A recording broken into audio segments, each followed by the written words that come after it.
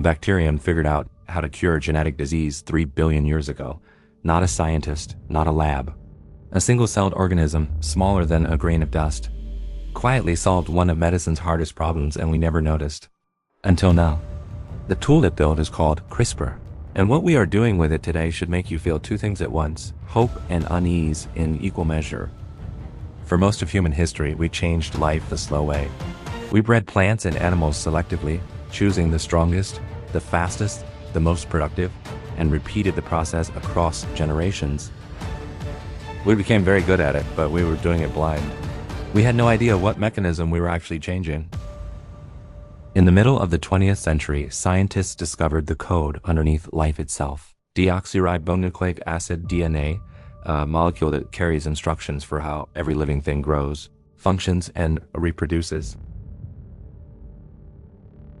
By the 1960s, researchers were bombarding plants with radiation. By the 1980s, targeted modifications were possible, but they took years and millions of dollars. That is where the story sat for decades, until everything changed at once.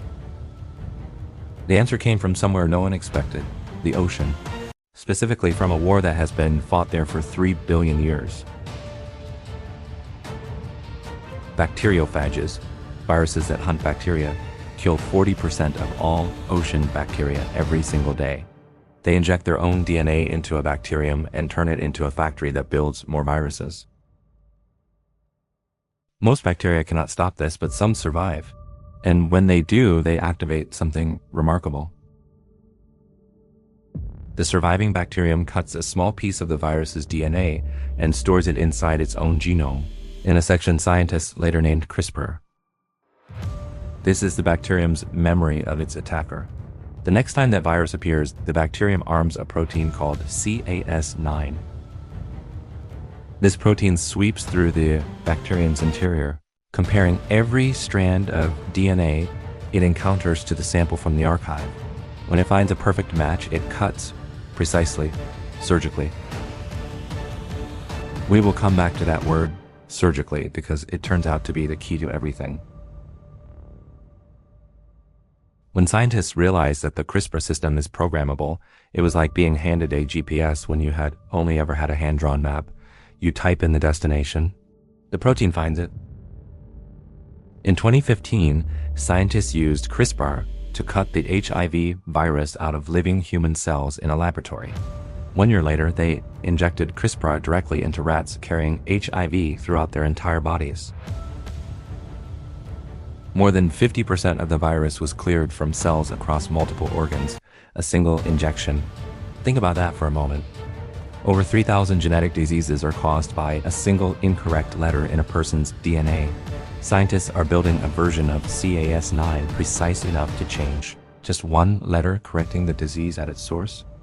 But here is what nobody expected. All of those treatments affect only the person being treated. When that person dies, the edit dies with them, unless the edit is made to an embryo. In 2015, Chinese scientists edited human embryos for the first time. The challenges were significant, but the direction was unmistakable. And here is the line that changes the shape of everything that follows. Once one engineered child is born, a door opens that cannot be closed.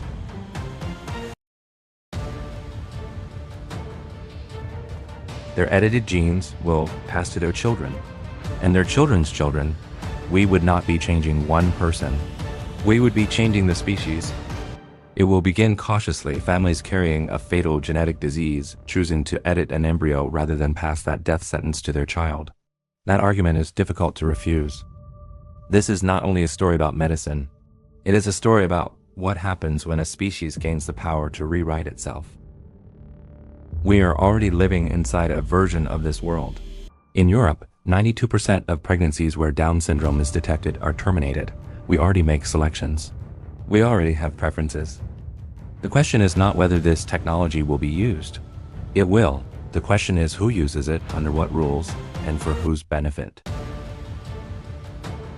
Most of us carry something in our DNA that, by some future standard, might be called a flaw, a predisposition, a risk, an undesired trait.